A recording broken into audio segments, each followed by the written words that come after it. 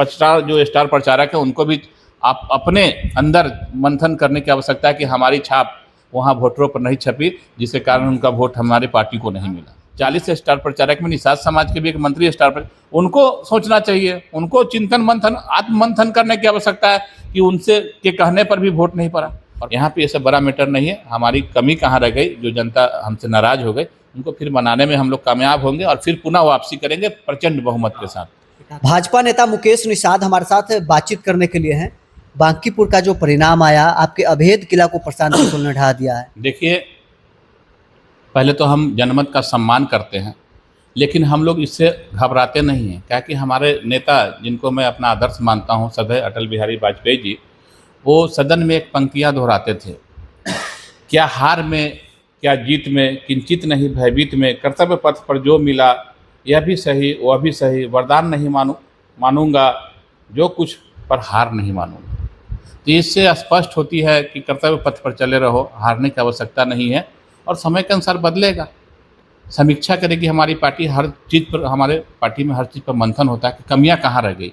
जिस लोग के बदौलत हम 35-40 साल से उस सीट पर हमारे प्रत्याशी जीत के आते थे, आज क्या कमियां रह गई कि हमारे प्रत्याशी की हारी हुई है, तो हम लोग इस पर समीक्षा करेंगे और जो कमी रह गई उस कमी को हम लोग पूरा करेंगे। ये चूक कहाँ हो गई? आपके 40 स्टार प्रचारक थे, कई भोजपुरी गायकों को आपने मैदान में उतारा, सैकड़ों से अधिक विधायक आपके मैदान में थे, 5 दल के राष्ट्रीय अध्यक्ष आपके चुनाव प्रचार के लिए उतरे।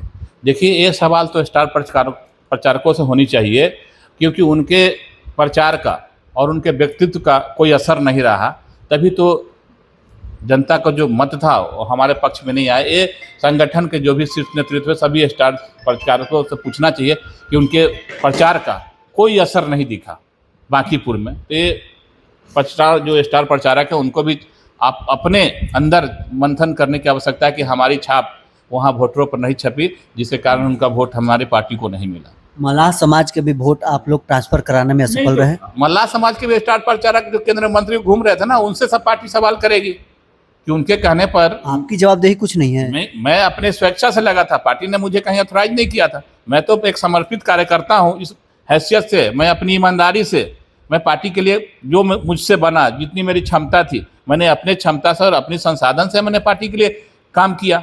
लेकिन जिसको पार्टी ने स्टार प्रचारक बनाया, सम्मान दिया, 40 स्टार प्रचारक में निषाद समाज के भी एक मंत्री स्टार प्रचारक, उनको सोचना चाहिए, उनको चिंतन मंथन आत्म मंथन करने की आवश्यकता है कि उनसे के कहने पर भी वोट नहीं पड़ा। और पार्टी को भी सोचना चाहिए कैसे लोगों को आप स्टार प्रचारक बनाए जिनका अपने समाज पर भी पकड़ नहीं है। ये दोनों को आपस में, या पार्टी नेतृत्व को भी सोचना चाहिए कि आप किसको भेज रहे हैं स्टार प्रचारक के रूप में, और जो स्टार प्रचारक की जिम्मेवारी लेके और जिम्मेवारी का निर्वहन नहीं किए, उनको ज़्यादा मंथन करने की आवश्यकता है कि वो पार्टी के लिए कर क्या रहे हैं। पार्टी ने उन पर भरोसा करके स्टार प्रचारक बनाई थी उनको, और कहीं दिखे नहीं, न कहीं वोट उन्होंने पार्टी को दिलाने का काम किया। तो दोनों एक दूसरे के संदेहास्पद है, इस पर पार्टी को निर्णय करना चाहिए अगली, और इनसे आगे में जो चुनाव होने हैं उनसे पार्टी नेतृत्व को इस पर विचार करके ऐसे लोगों को मैदान में उतरना चाहिए। उपचुनाव वाला परिणाम अगर आने वाला चुनाव में हो गया तो आप लोग के लिए तो खतरे का घंटी है। नहीं, ऐसा नहीं होगा ना, हमारे यहाँ हर चीज़ की समीक्षा होती है और हमारे यहाँ एक से एक बैठे हैं लोग इस पर विचार करने के लिए। ठीक है, यहाँ कहाँ कमियाँ रह गई इस पर विचार विमर्श होगा। ऐसा नहीं कि एक उपचुनाव से पूरा भाजपा हिल गया, ऐसा कुछ नहीं है।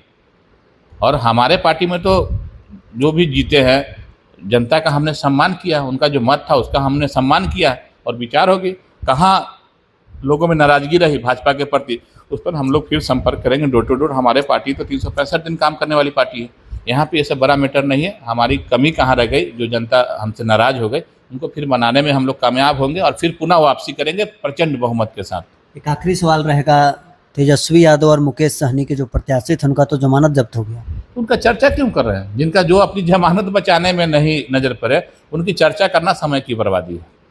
तो चलिए, बीजेपी नेता मुकेश निषाद हमारे साथ है, बेबाकी से इन्होंने अपनी बात रखी है, जनादेश का सम्मान इन्होंने किया है।